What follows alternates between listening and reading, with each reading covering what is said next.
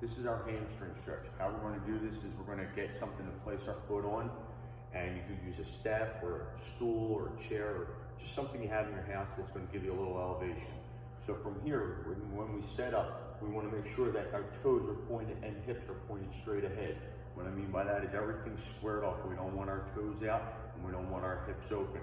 So from here, we're going to start with one leg up, one leg down.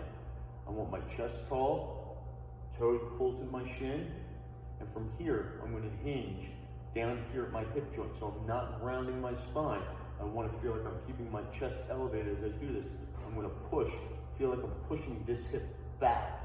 And as I push that hip back, I'm going to feel that stretch happen in my hamstring. Now, if you feel it pulling behind your knee, I want you to bend that knee a little bit. Where you should feel this is in the belly of the muscle.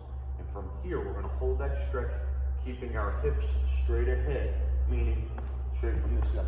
I don't want the hips open this way. I want the hips closed here. So my hips are closed. I'm hinging at my hips. And you can see my spine is straight. It's not rounded. I'm trying to keep my chest up.